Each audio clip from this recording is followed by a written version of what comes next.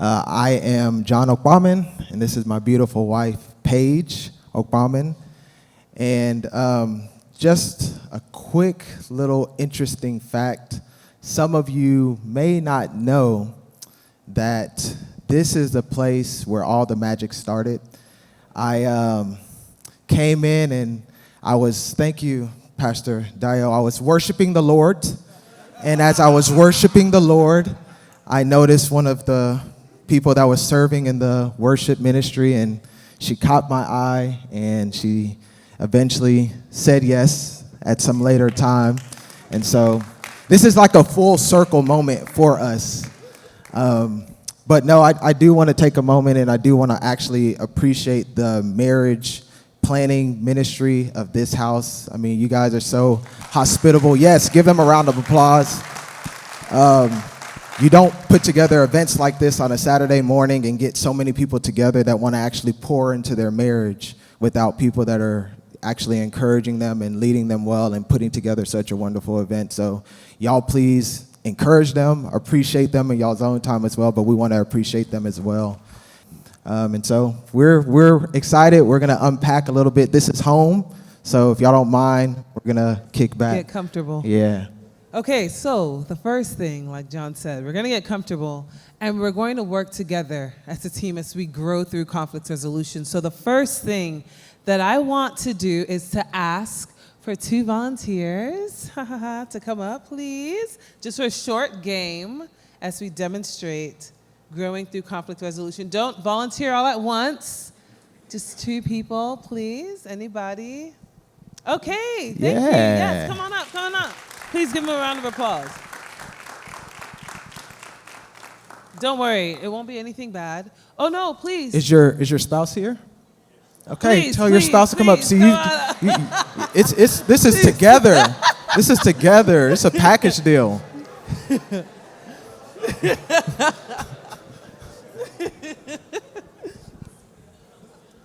Okay. Okay, thank you so much. Can you please give us your names, please? Likon. Tope. Thank you so much. Okay, so this game is very, very simple. I wouldn't do anything extravagant for our first game. So I'm gonna have you please put on these headphones. Okay. And what we're gonna do, we're gonna play a song. And so the intent, just so you understand, the intent of this game is Tope is going to say just 3 phrases. And we're going to see, as Likon has music playing in his ears, if he can hear what she's saying and if he can repeat it.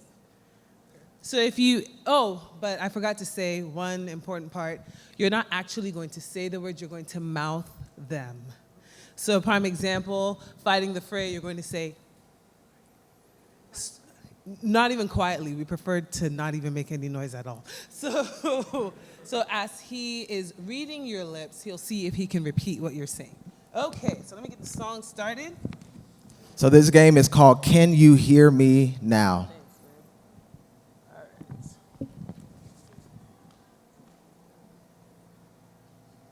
You can hear me. Okay, Yeah. Yes, exactly. Fantastic.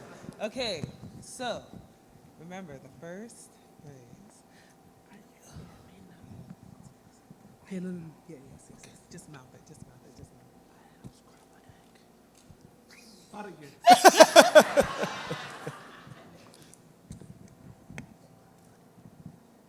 love you.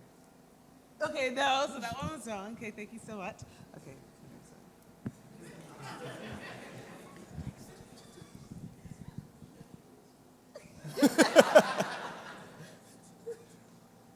It takes 2 to tango. Oh! I wasn't expecting that. Okay, one more.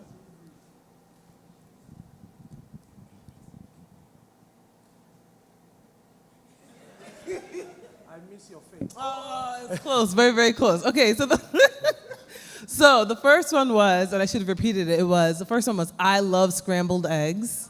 Oh. The second one, you got it, it takes 2 to tango. And then the third one was a piece of cake.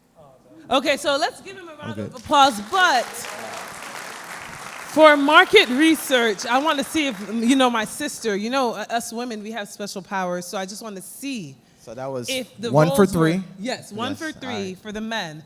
If the roles were reversed, if our sister can also guess what you're going to say. So we have 3 phrases for you as well. The music is still playing. Make sure she can hear the music, on this The market music is research. playing. Don't worry. Okay. Just want to make sure. Okay. So here are your 3 phrases. Here's the first one. Okay. Now you go over there. Let's make this market research. Okay, fine. Okay, Here. there you go. So you're just gonna mouth this. John, all he right? got the instructions All right, first. just want to make sure. Okay, just This is your first one. The first one.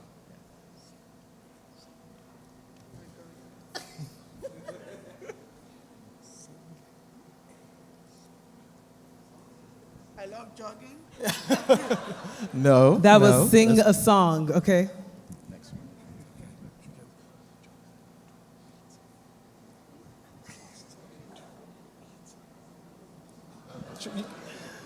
Go, try. It's okay. She had. Oh, it's okay. fine. All right. It was just Okay. good.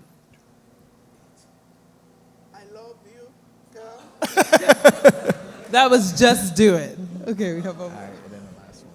What do you do? What do you really want? Close, Okay, close. let's give them. Thank you so much. Let's give them a big round. Thank you guys so much. Let's give them a big round of applause. Okay, so we weren't just doing that exercise for no reason. What we wanted to show, especially as we're talking about growing through conflict resolution, is that there are so many barriers that stop us from, 1, hearing what our spouses are saying, and 2, being able to regurgitate that. So I'll let you kick off. Yeah, and the thing about that is, as we saw there, we tried to make it a little bit competitive, but that's the truth. We live in such a competitive society. Whether we are competing in sports, whether we are competing to be first class, whether we are competing to get a promotion, we're facing so much competition, and sometimes that competition makes its way into our conversations. Definitely. And what that does is that causes us, when we communicate, we're not just communicating anymore to actually exchange information. We're communicating in a way to where I want to be the one that actually wins. In this conversation, I want to actually keep score of the one that wins. If I let you win this argument last time or this dispute last time, then this next time, I want to be the one to be able to win. Absolutely. And the challenge that does, though, is we're competing for personal victories. And that's not the extent, or that's not the intent for our marriages. I would definitely say it's funny that you mentioned competing for first class. I'm thankful my parents are here, and that's something, that I felt like they were kind of always hanging over my head. I got first class in school, and therefore that's the standard that you have to carry forward, even to the extent that now I kind of tell my kids that. Like, I got first class, knowing good and well that was not the case. But we say it. But when we talk about competition, while competition is fantastic in sports arenas, it doesn't have a place in our homes because we are not to fight against each other, Right. but together for growth in our marriage. And that is a mindset that we have to carry as we're growing through conflict resolution. Yeah, and the reality on that is that when we talk about having personal victories, what happens is 3 people actually lose. I lose, my wife loses, and then our marriage loses. There's no true, in an aspect of a competition or conflict, there's no true victor when the goal is for either one of us to win. It should really be a team win as it relates to conflict. So now that we're talking, I know you're excited about your analogies. As we're engaging in conflict, what are the 3 ways that people normally engage in conflict? Before we go there, let's talk about what conflict is. Okay. So let's define, so that we're all on level ground. Conflict is whenever there is a dispute that is deeply rooted, that is unresolved. Right, because the comparison to that would, I guess, would be a disagreement. Like, Yeah. oh, I'm hungry, you want chicken, I want fish. That's not conflict. That's not something that's going That's to... every Sunday after church, That's right? unfortunately every Sunday, yes. But a conflict is something that is deeply rooted, that can disrupt the mood of our relationships, disrupt the mood of our household. So that's something that we are working to grow through in our marriages. Yeah, that's good. And so there are 3 categories of how we typically resolve conflict. And these categories are things that we're not all the time one specific way, but we all tend to lean towards one direction or another. The first one is a fighter, not a lover. So we often hear this term, I'm a lover, not a fighter, but no, when it comes to conflict, sometimes this is a person that literally always has their dukes up. The moment that there's some form of disagreement brewing or some form of conflict that's brewing, this is the person that will attack at all costs. They will literally bite your ear off. Wow. That's the type of fighter in conflict that they are. They will rabbit punch. John. I'm sorry. Meaning they will just keep on going after you, picking at whatever that thing is, literally driving it in when they know they can push all the buttons, or they'll go below the belt. Whatever it takes in order to ensure that they are a personal victor in that conflict. A fighter, not a lover.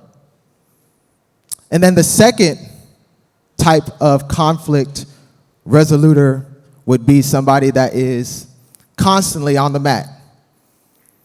I mean, I love Floyd Mayweather, and I love his boxing style, but that brother there is one of those cats that's always on the rope-a-doping, bobbing and weaving.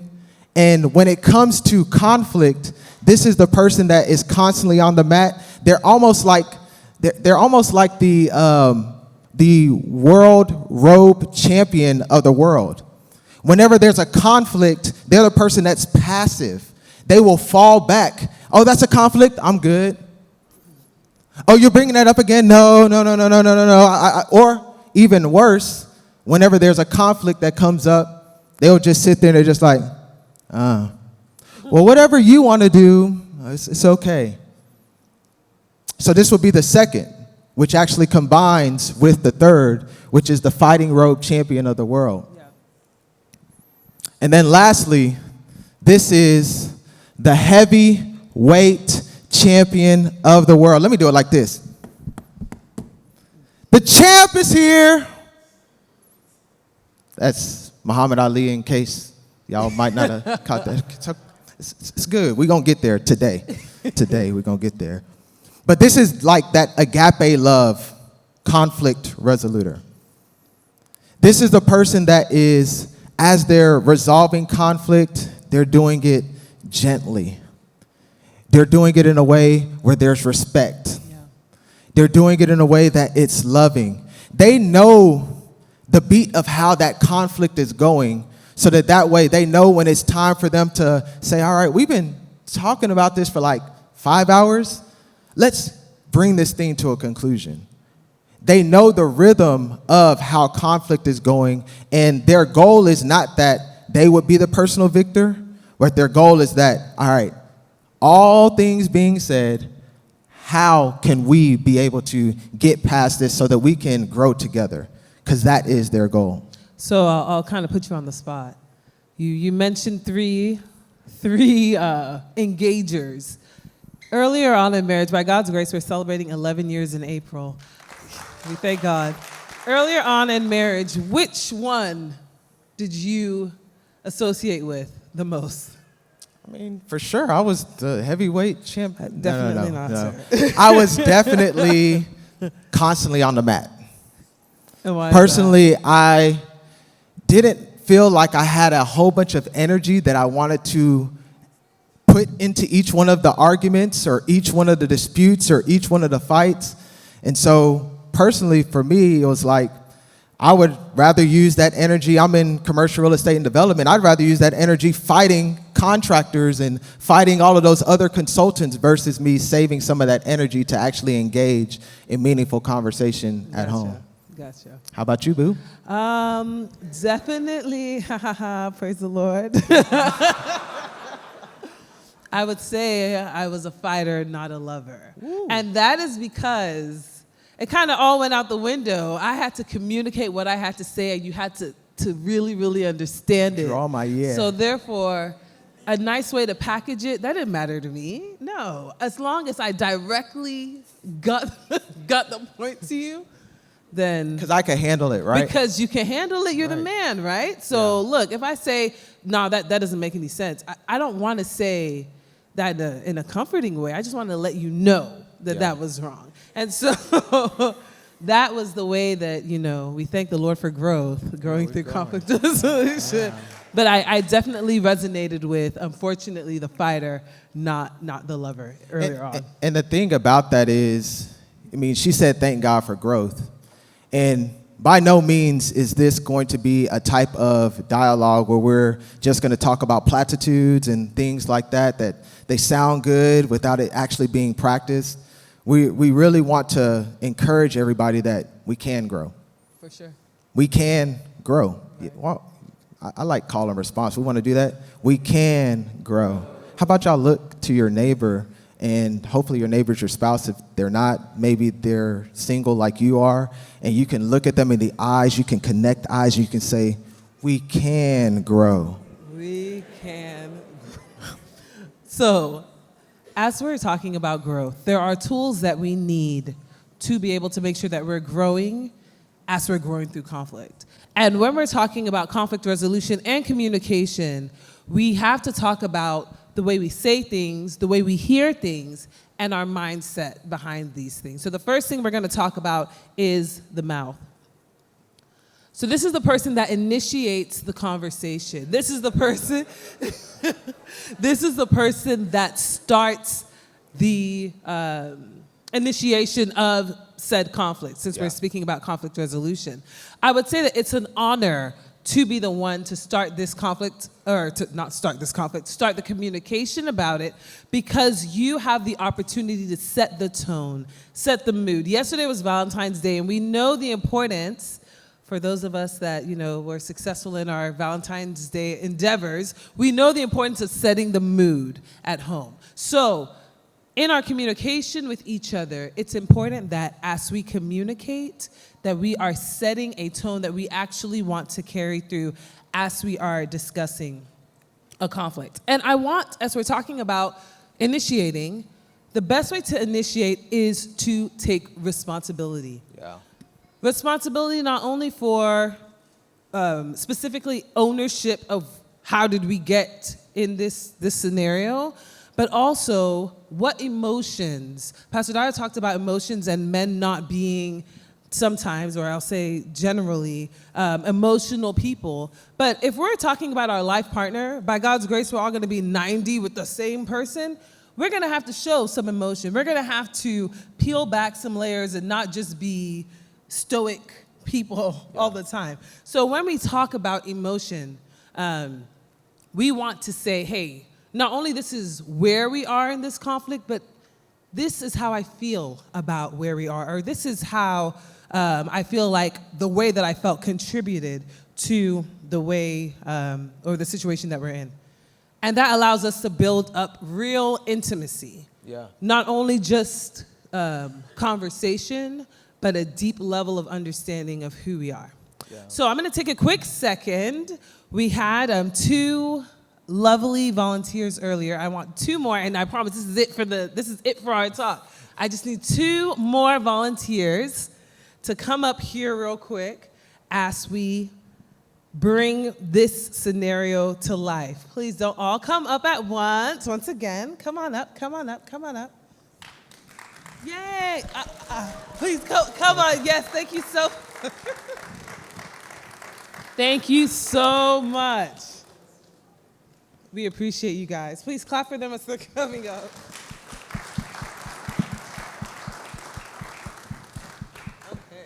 Okay, so please give us your name first. Jerome Ukeju.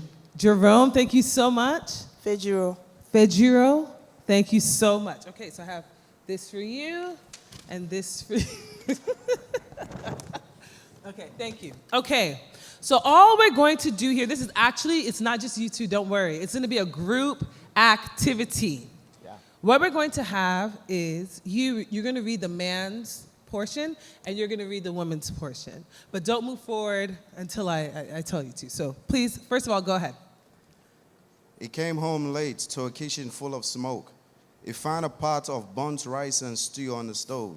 He immediately ran to ask his wife, what happened? Okay, so just so everyone understands, what we're doing is kind of, it's not role play because they're not actually playing it out, but this is a scenario and we're going to figure out not only what went wrong, but how we can communicate through it better in the future. So can you read that again? I'm sorry, I interrupted. Okay. Go ahead. He came home late to a kitchen full of smoke. He found a pot of burnt rice and stew on the stove.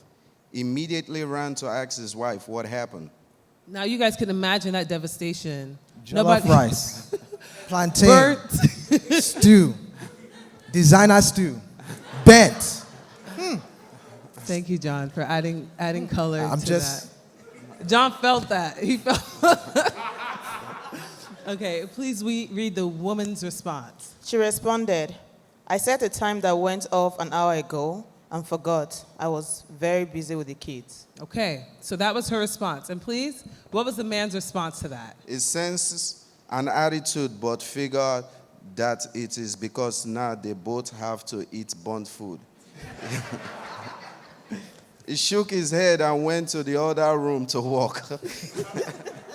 You're already laughing at this. Okay, so we're gonna pause right there. So if anyone wants to yell out or say, what do you guys think outside looking in went wrong in this scenario? Anybody?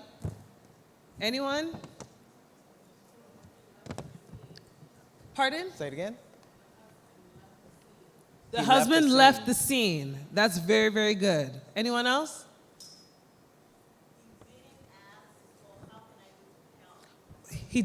The man did not ask what can he do to help. That's very, very true. So there's one thing, in saying that, what I want you to do is read the woman's alternative response. Because as we're talking about communication and having the honor of kind of revealing what's going on, the woman also, I know we talked about the men, but the woman also had an opportunity to improve that conflict resolution. Please go ahead and read that alternative response. Honestly, I'm very exhausted and I really need help. I know you're busy with work and I really appreciate your provision for our household, but you said you would be home at 6:30 p.m. It's 8:30. So, let's clap for them and walk it off. Let's give them a round of applause. Thank you guys so much. Okay, guys, let's talk about this. Let's talk about this. So in this scenario, there are two things that we want to talk about. One, our sister here in this example, she didn't communicate what was really going on. Remember, we talked about communicating the emotion behind why we're here. All she said was, hey, I set a timer, I forgot, I'm busy with the kids.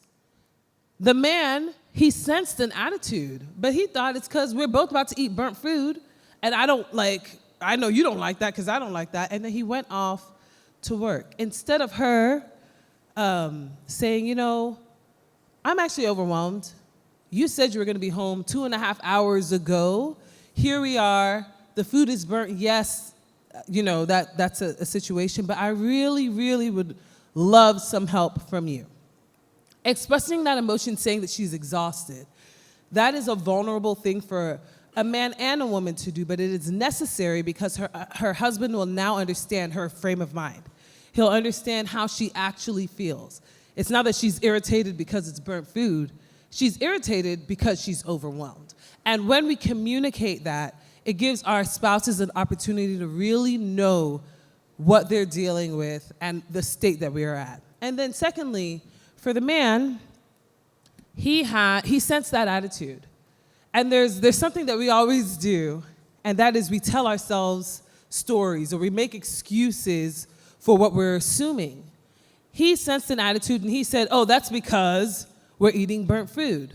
But like my sister said, he could have pried a little more like, hey, are you okay? You okay? Yeah. Sometimes, you know how your face just kind of, is everything good? Just, we've had to have those facial expressions, clearly. But just asking, hey, is everything okay? I know you have an attitude. Well, maybe just say that on the inside. I know you have an attitude. But verbally, vocally, is everything okay? And that would have given her also an opportunity to be open. Yeah, and so I really love what it says in Ephesians chapter 4, verse 29.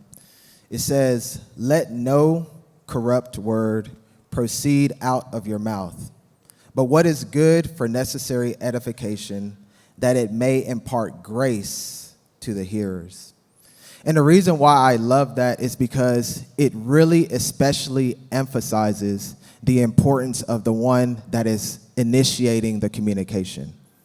The person that is initiating the communication, as it states here, this is the person that gets to kind of dictate the thermostat of what is going to be taking place in that conversation. Absolutely. And so now when we get into an environment, and I mean, as y'all saw, I really felt the burnt rice and the stew. I mean, it hurt. But even in that moment now, as we go to pattern how we're going to respond to that situation, we're able to say, you know what? If I'm going to communicate this in this type of way, and this is something that we learn as we grow, am I going to communicate this in a way to where we're going to be edified from this? Is she going to understand me better that, you know, hey, I was at work because this. Or is this going to be a situation where she's just going to see this as me being angry? Is this going to paint a picture to her that, hey, I had a long day at work, and now this is the way that I'm going to take out my stress? And the thing that I love about that is it really is kind of like, you know, I don't know how many people out here play basketball, but, you know, when you're playing basketball and you're the person that is got the pass, about to shoot a wide open three-pointer. Just imagine for a second that you're Steph Curry. You get the LeBron. Okay, I'm sorry. Right, sorry. We have some preferences in here. Okay, I understand. He's injured. Okay. You're right. Imagine for a second you're LeBron James, right? Let me take it up a notch. Imagine for a second you're Michael Jordan. Hey. And you've received the wide open pass, right? And he wasn't too much of a three-point shooter, so I'm going to bring his range in a little bit. He's a two-point shooter. It's mid-range. And he receives the wide open pass. In this very specific instance, because he's the one that's going to be taking the shot, he's not going to sit to himself and say, I sure wish that goal was a little bit wider because then I'd have a better chance to be able to make it. No, he realizes that he has the control at that moment. As he's shooting his shot, he's like, I'm going to shoot it with the most proficiency so that I can give myself the best opportunity for, in his case, to win not one, not two, not three, not four, not five, but 6 rings. We're trying to win in marriage. Right. And understanding that as we initiate our communication with our mouths, that we have the ability to be able to communicate the direction and dictate the direction of how that conversation to go is so important. That's good. So we've discussed the mouth. Now let's go to the ears. And as I was thinking about the ears, I was thinking of, you know, what's a good analogy? And John used one about basketball going in the hoop, right? You can't change the hoop. All you can do is control how you're going to shoot. Anyway, the analogy I thought of was a plug. Okay, so we all have electrical outlets in our house. And as the plug, I know, well, we have kids, we have 2 children, and there have been a number of times they've tried to put the plug in the wrong outlet. And if that receiver does not accept that plug, it is literally a waste of time. So as the listener, as the one that we're using our ears in this scenario, we are the receiver of what our spouse is communicating. And there are ways that we can listen in a way that will actually help our conflict resolution. Yeah. Earlier on, the very first game we played was the Can You Hear Me Now? and I was kind of rooting for the women to win, but all is well. All is well. But there's a specific technique that allows us to grow in the way that we listen. And that was displayed as we played the game, and it's called mirroring. So mirroring literally looks like John saying something and me saying, okay, babe, what I hear you saying is X, Y, and Z. So in this scenario, where we had the woman with the burnt rice and what happened, and she explained to her husband that she feels overwhelmed. In that case, a great response for the husband would have been, okay, what I hear you saying is you feel overwhelmed. You feel overworked. You want my help in this scenario. While that might seem basic, like, oh, okay, you just want to be a parrot and repeat what I'm saying, it is helpful. I'll tell you why. When we're talking about conflict, we're talking about levels. You know how they say there's levels to this? Okay, there's levels. A lot of times conflict is not just one issue. It's like, unfortunately, it's like compounding. Plaque, like built on. Anyway, so as we go through these levels, we have to establish a sense of understanding at each level so that we can go to that next level. So we can go deeper, too. So that we can go deeper, Yeah. right. So if we're in this scenario and I explain a vulnerable situation to John and he says, okay, babe, what it sounds like is you're feeling overwhelmed, you're feeling overworked, I can say, yes, okay, that's relief. He understands me, he gets me. So now as we move to the next thing, and I'm explaining something, I don't have to start thinking in my mind, does this man even understand what I've been saying, what I've been talking about? He's already established initially that he understands. So now it's just a situation where we're building on, my house fell out, we're building on good ground. Yeah. And that's what we want to do in our marriages. We want to build on good ground. Then after mirroring, we talk about validation and empathy. Now, validation and empathy, I will say, are tricky. Because, remember how I told you guys initially I was a fighter and not a lover? Validation and empathy is a big portion of that because John may say something and I may not agree with it. And I'm sure I'm not the only one in the room that feels that way sometimes with our spouses. But it doesn't mean that I cannot validate what he is saying and where he is coming from. I can say, you know what, in the back of my mind, I don't really agree with this. But, babe, I understand. I understand what you're saying. Yeah. I understand how that affects you. And I can feel how you're feeling. That way we can grow in our intimacy as we are growing through conflict resolution. And the last thing that I'll say is our body posture as we're receiving certain things. And I guess, I'll speak as a woman. There are times that John will be saying something and I just feel my jaw very clenching. I feel myself being very, very tense. That's it's like the fighter coming out. Yeah, that was a fighter. Yeah. So I had to say, relax, fighter. Relax, fighter. This is your husband. This is your spouse. This is your partner. Yeah. To tell ourselves, hey, you can relax your body posture. You don't have to be rolling your eyes, when he's saying something because it's something that's really on his heart. We want a scenario that as we are communicating with our spouses, that we are, and as we're listening, that we are cultivating a scenario that our spouses want to talk again. And the last, I have a funny story. When I was younger, my parents, hopefully they know this story, whatever. I was kind of mischievous, I don't know. Anyway, so one day, I opened the freezer, and I don't know what came over me, what I was thinking, but I stuck my tongue on the freezer. Y'all know where this is going. I stuck my tongue on the freezer. I don't know, when you're young, you just don't, anyway. Yeah. And I ripped my tongue off, and I'll never forget seeing a lot of my tongue still on the freezer. And I didn't have to, all I knew in my mind is I will never do that again. The reason I'm saying this story is our spouses remember moments that they were vulnerable and that you shut them down. They were rejected. They will never, by God's grace, they'll forget, right? Forgiveness, hallelujah. Amen. But we don't forget moments that we showed ourselves Yeah. and that we were shut down. Yeah. It's so important that as we show ourselves, our spouses make the atmosphere comfortable for us to be able to continue to show ourselves more, be more and more vulnerable, build on that foundation. Yeah, and the thing about listening, just in regards to Thank God, that, yeah. is when we talk about our ears, what Paige was illustrating was the fact that in listening, this is a situation where listening is active. It's not a situation of where we're just receiving and just standing like a mitt trying to receive a ball. One of the ways that we're active in listening is making eye contact. Right. Being able to show our spouse that, despite all of the other distractions that are out there, I'm focusing on you.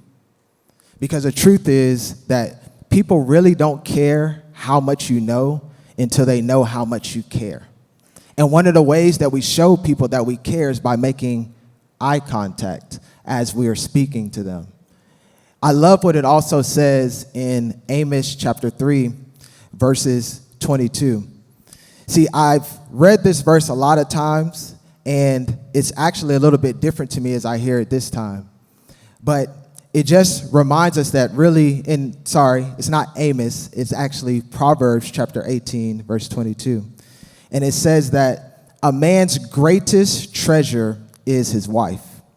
She is a gift from the Lord. This is a different translation that I've previously read it, but when I read it, I immediately started thinking about being a little boy. I have an older brother and a younger brother, and we used to have treasure hunts. We were pirates and all that stuff, and we would go out and we would find the treasure. Whoever found the treasure, they would fight for the treasure. They would protect the treasure. They would do whatever it took at all costs to ensure that nobody else was going to try to take their treasure away. And what I'm trying to encourage us this morning is that when we make eye contact, when we listen, when we actively listen with our ears, we're showing our wives that we value them. We're showing our wives that we treasure them. Of course, this role goes both ways.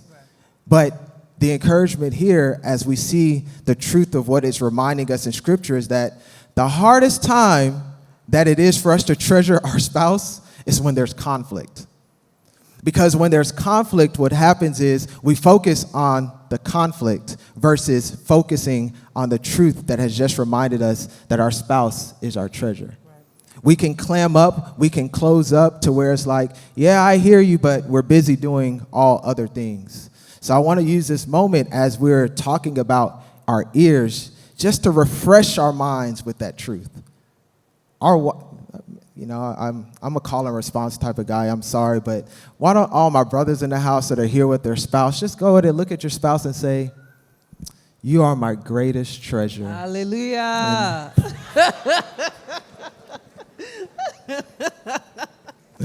I thought all my sisters in here would have said amen. All right. We thank God for that reminder. Yeah. And may we carry that reminder. May we carry that treasure, that value of treasure. But so John spoke about the mind and the mindset that we need to have. Yeah. And it's so important that we carry that right mindset. We talked about the mouth. We talked about the ears. The mind directs all of that. The mind really sets the foundation for the way that we're going to move forward.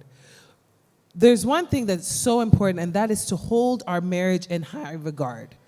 I'll say that again. Hold our marriages in high regard. And that's not only applicable when someone says, "Hey, how's your marriage doing?" You say, "Blessed, highly favored, everything's great. I'm too blessed to be stressed. Too blessed to be stressed. Our marriage is too anointed to be disappointed." It's not only that. It is in our mind, especially in conflict. When John's saying something and I'm like, man, he's definitely not saying the right thing, but I know my husband. Yeah. I know the man that I married, and he would never disrespect me the way I think or the way I feel that he's disrespecting me right now. Yeah. So telling ourselves these things and reminding ourselves that, hey, this is an ally, not a competitor. I do not have to be in, like we said, in conflict with this person. We can fight and grow together. Yeah. Even more, not even just an ally, but we are advocates. Absolutely. Right? We are for each other, right? And one of the things that happens when we are experiencing conflict is that part of truth gets overshadowed as well. And maybe you are here and there's some form of conflict that you and your spouse have been consistently engaged in. We as believers are so blessed that we have an advocate that dwells on the inside of us. The Holy Spirit that dwells on the inside of us speaks a better thing concerning us, and it reminds us of just how we can also speak a better thing concerning our spouse. So as we think about our mind, and we're really trying to get to this point of where, hey, we are using our ears, we are using our mouths. Now when we're thinking about using our minds, man, let's not forget we're not doing this alone. God is on our side. God is for our marriage. God is for our union. And because we're not doing this alone, that means that our mind can also be refocused by us praying.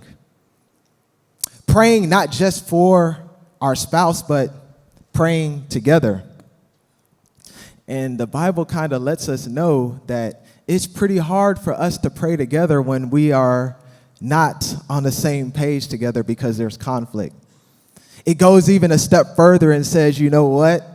Before you even come to the altar and try to lift up holy hands, you see that person that's out there that you had some form of conflict with? Why don't you go make things right before you bring me that type of an offering? And so as we realize that our minds, our mouths, and our ears are all ways that we can be able to help grow in conflict together, one of the things we might have to do is forgive. We might have to let go and let God. Because the conflict may be so deep that no form of conversation is really going to be the thing that's going to be able to resolve it. So I do want to encourage us as we go forward. This is not a situation where we've just heard a lot of great tools, or we've heard a lot of great strategies to be able to apply towards our marriage as we grow together. This is a moment where we're also being reminded that our minds are in His hands. Amen. Our mouths are in His hands, and our ears are in His hands. So let's keep fighting the fray. Okay. Amen. So we thank God. That is what we have to share. We have some questions on the screen. Okay. So these are some questions for our couples to quickly ask each other and to think about. And for our singles that are here as well, these are questions that you can kind of introspectively ask yourself as we're growing through conflict, and just remembering that what we take here, these are tools. So we want to grow, we want to learn. So our couples can ask these questions to themselves, and our singles can ask these questions to themselves as well. We'll give you a couple minutes to do that. Okay, guys. We hope that everyone has had an opportunity to answer some of these questions, reveal perhaps something that our spouses did not know about us coming into this meeting, and more importantly, having a situation. Pastor Daya had mentioned putting something on the calendar to talk later. I know these couple minutes definitely wasn't enough time to dissect everything that we want to talk about, but this is the initiation of that, and so we're so grateful that we were able to kick that off. I do understand that we have some questions through the medium that we've been using to submit questions. Yes. Okay. Hi, everybody. Are you enjoying John and Paige Okpamen? Please give them a round of applause. Really appreciate the great insights you guys have been sharing with us. My name's Tomi Favorite Alesh. My co-moderator is Brother Damola Ashaye. He's going to be taking the questions that come in through Menti. Again, it's menti.com, menti.com, and the code is 318385 to submit any questions. We do have a limited amount of time, so we're going to try to rush through as many questions as we can. So while you were talking, Paige, you mentioned earlier about the incident with the tongue in the freezer, and that stuck out to me, and it stuck out to me because one of the questions we had and that I wanted to ask you about is, it says, how do you forgive? And the reason I asked that question in light of that experience you shared is you said every time, you're communicating with your spouse and they remember the pain of dealing with you in a corrosive manner, they're a little less apt to ask you questions. So how do you forgive in a situation where someone has been in painful communication with you several times before? That's a very, very good question. A deep question for sure. I'll say for us, we talked about the mind earlier and the mindset that we have to have. First of all, this is my life partner. We will have misunderstandings. Some of those misunderstandings, unfortunately, are going to be painful in our growth. John is not the same man that I married 11 years ago. He has changed, he has grown, thank God for the better. But in moments where it's a painful scenario, like the tongue on the freezer that I had mentioned, because for some time I would kind of shudder every time I open the freezer, because I have to scrape my, anyway. But when we think about, okay, if this is going to be my life partner, what can I do for myself now? Because John may not be able to truly, there are not enough roses, depending on how deep that conflict is. There's not enough roses, there's not enough apology. Now it's time for the Holy Spirit to get to work, because I cannot do it on my own. The Bible says we have to cast our cares to the Lord. And that's because, of course, he cares for us, but also because we can't handle that kind of stuff on our own. We can't handle heavy things, where we were not made to handle and to bear heavy burdens. So in those specific scenarios, and for us personally, the way that we relate to each other, I had to remind myself that this is a man that is still growing. Thank God for growth. He is still growing. We have children, and I know the shenanigans that Jeremiah did at age 4, he's not doing at age 10 anymore. Hallelujah, right? And that's the same in our 4th year of marriage. The things that we would do, the ways we talked about me being a fighter, not a lover. Imagine if John carried that same mindset of, this woman's always going to be, Evander Holyfield or whatever, in conflict. He believed that there was better for our marriage. And holding that mindset of believing that there's better for our marriage is key and is step 1 to overcoming past hurt, as well as trusting the Holy Spirit to do the work that we can't. And if I could also just add to that, I think that it's also so important for us to not devalue our community. We say this thing nowadays, we say doing life together. And so as a couple, what we also do is if in regards to forgiving one another, is we surround ourselves with also like-minded couples. The Bible says that iron sharpens iron. So if it's a situation where, man, this is a really, really bad incident that has taken place, perhaps unforgivable, our experience has been that we can rub that thing over on a couple that we can be authentic with, that we can be transparent with, and as we share that with them, man, I hope they're in their word for that day that I wasn't in my word, and that offense is looking worse to me than it might actually be, because then that person can be the person that can actually redirect me and change my lens. Some of you all may not know, but as a kid, I had cataracts. And my parents, at that time, they were my community. They took me to the doctor so that the doctor could remove the lens that I had so that I could now be able to see clearer. And sometimes that's what we need.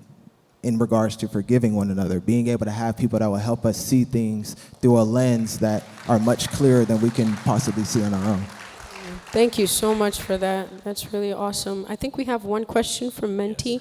We do have a limited time, so we'll keep the answer to about 1 minute. Thank you so much. All right. Actually, lots of great questions on Menti. This is a really good one. It says, what if the person has difficulty verbalizing their emotions and they don't realize why they're upset or annoyed?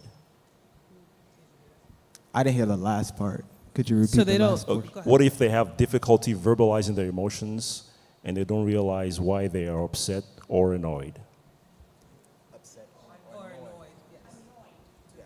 If they don't realize why they're upset or annoyed.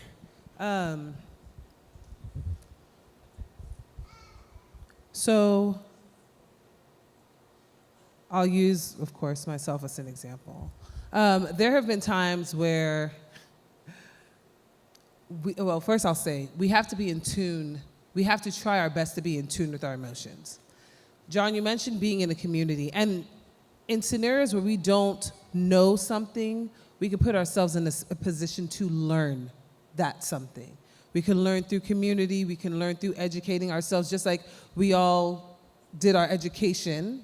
I'm not sure where, the level, the highest tier was. But there are times when, hey, I don't know biology, so therefore I'm going to go and learn that thing. And I'm only referencing that in regards to being in touch with our emotions. Pastor Dyer mentioned, hey, sometimes men aren't really sure how to be in touch, and that is something that they have to kind of learn as time goes on.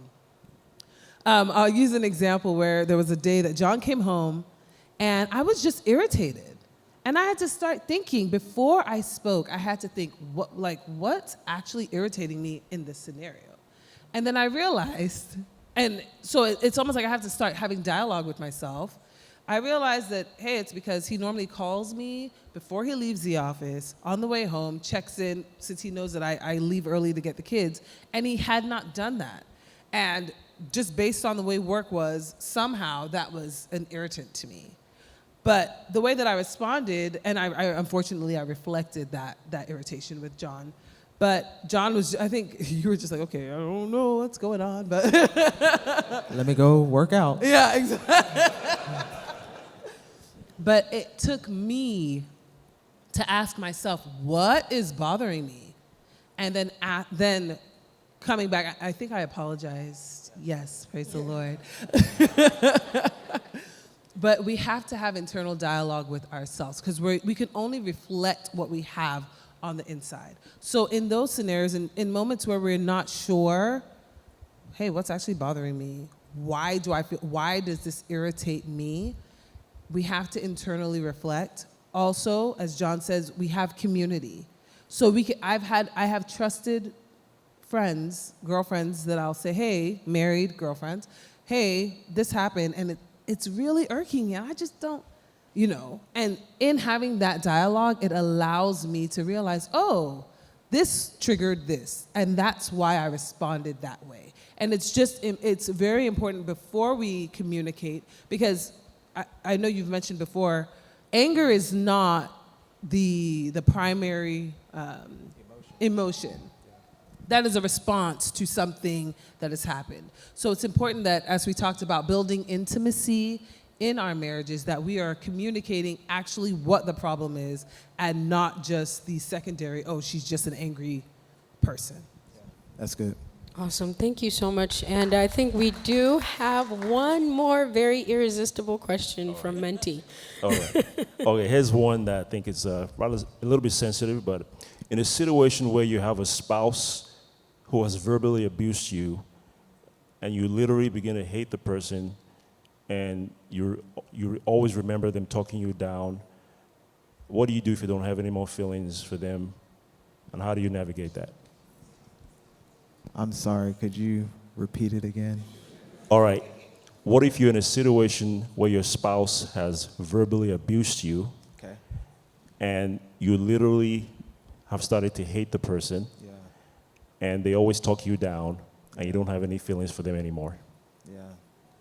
So that's a very difficult environment to be in, because that's by all means that's effectively an abusive environment. You know, abuse is not just physical, verbal as well. They say that, you know, sticks and stones may break my bones, but words will never hurt me. Not true. And so, you know, for that person that's going through that, I would first and foremost remind you of what the Word of God says about you. I would remind you that the Word of God declares that you are fearfully and wonderfully made. The Word of God declares that you're the apple of His eyes. The Word of God says that while you are yet a sinner, that He went to the cross and died for your sin. He loves you regardless of what somebody else may say about you. If that person is your spouse, I would then also encourage you to let them know that those words are actually demeaning to you. Let them know you don't want to sit there and suffer in silence, so I would encourage you to let them know that it's not, that you're not bringing value to our marriage by you talking to me in this type of way. And then we believe very strongly in counseling. And if it's a man, and I know that might be a difficult thing for them to hear, but I wholeheartedly believe that nobody steps into marriage with the thought of saying, I'm going to go get a punching bag. That's not their intent for getting married. So my belief is that if they would accept that opportunity for y'all both to go to counseling together, that could be an avenue where you can get with a professional that can also help unpack, because if he's showing or she is showing that level of anger and showing that level of disregard for your marriage, there's likely something that is deeply rooted in that as well, that they may not be able to vocalize, so they're communicating it in a way that maybe they've seen somebody else do that went through the same thing. And so once again, it's not a situation where we should handle it on our own. See, the reason why I say that we ring the bell and we win in the end is because every single one of our unions that lasts the hand of time puts a deeper step on the devil's head. And so it lets it be known that, as the Word of God declared to us, that what God has joined together, nothing, no one, nothing, no situation can really be able to put it asunder. So that's, my thought in regards to that. I'll just quickly echo those sentiments. We have to remember that a lot of times what we portray is what we have seen, whether in family scenarios, whether, just in general, what we have seen is what we reflect. So in that scenario, and because we know that our marriage reflects the way Christ loved the church, Christ was loving the church when the church was, ratchet. I always say ratchet. Christ was loving the church when the church did not deserve it. In these scenarios, it's just so important to, one, keep the mindset that, look, growth is on the other side of this. Better is on the other side of this for our marriage. Getting into a scenario where there is community and there is perspective, not just for the person that's doing the abusing, but the person that's being abused, because both people at this time now need a different perspective. Yeah. So then looking at that, and then also just saying, look, we are going to grow together through this, and we are going to be better for this. And because I believe that, because I'm going to hold that mindset of positivity, with all these things, all these tools that we're now surrounding ourselves with, we will be better for it in our marriages. Thank you guys so much for your insights. We really appreciate you.